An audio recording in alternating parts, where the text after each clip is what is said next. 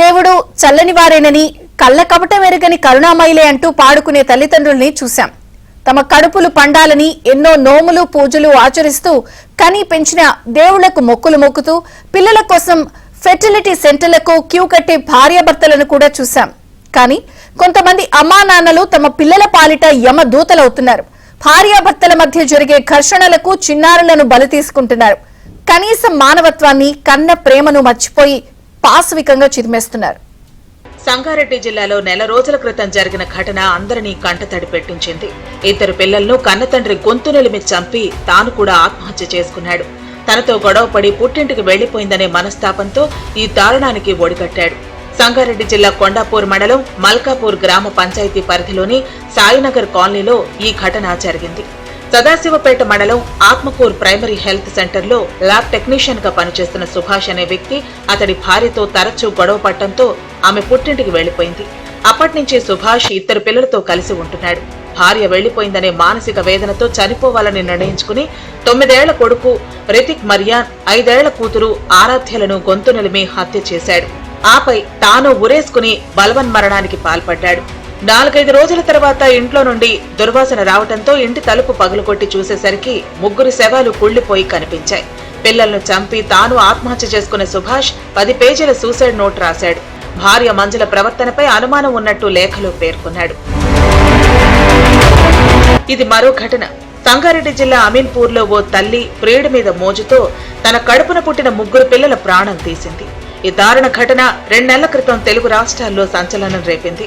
నిందితురాలు Rajitha alias లావణ్యకు 2013లో ఆమె కంటే వయసులో 20 ఏళ్లు పెద్దవాడైన వ్యక్తితో పెళ్లి చేశారు. వీరికి సాయి కృష్ణ, మధుప్రియ, గౌతమ్ అనే 3 పిల్లలున్నారు.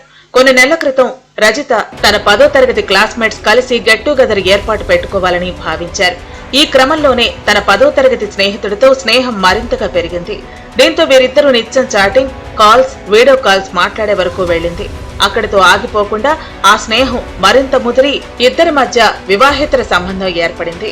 ఈ నేపథ్యంలో స్నేహితుడైన శివతోనే కలిసి జీవించాలని, భర్త నుంచి దూరంగా వెళ్లి బతకాలని రజిత నిర్ణయించుకుంది.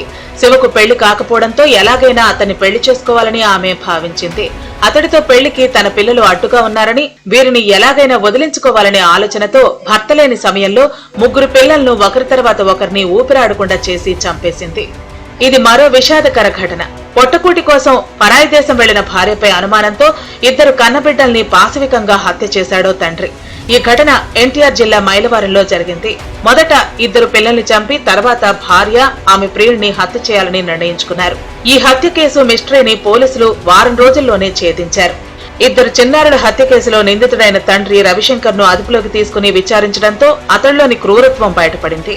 10 ఏళ్ల కిందటే భీమవరంలో చంద్రికను ప్రేమించి వివాహం చేసుకున్న రవిశంకర్ తన భార్య మరొకరితో సన్నిహితంగా ఉంటుందన్న అనుమానం పెంచుకున్నాడు.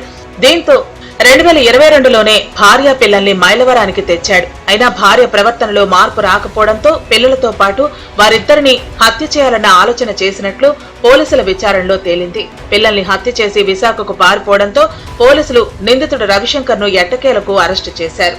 విశాఖపట్నం జిల్లాలో పెందుర్తి మండలం సత్యవానిపాలెంలో 2 పిల్లలతో ఓ తల్లి బావిలో దూకి ఆత్మహత్య చేసుకున్న ఘటన అందరినీ కలవరపరిచింది. సత్యవానిపాలెం గ్రామంలో కుటుంబ కలహాల కారణంగా కొల్లి గీత అనే మహిళ తన 2 పిల్లలతో సహా బావిలో దూకింది. భర్త నిత్యం మద్యం తాగి అనుమానిస్తూ హింసించడంతో మనస్తాపంతో ఈ అఘాయిత్యానికి పాల్పడినట్లు తెలుస్తోంది. ఈ ఘటనలో గీత, ఆమె కొడుకు విష్య మణికంఠ ప్రాణాలు కోల్పోగా కూతురు యోక్షిత స్త్రీని స్థానికులు రక్షించారు. 9 మాసాలు మోసి జన్మనిచ్చి కంటికి రెప్పలా కాపాడుతున్న తల్లి ఆ పసివాళ్ల పాలిట మృత్యు దేవతలా మారుతుందని ఆ చిన్నారులు కలలో కూడా ఊహించి ఉండరు.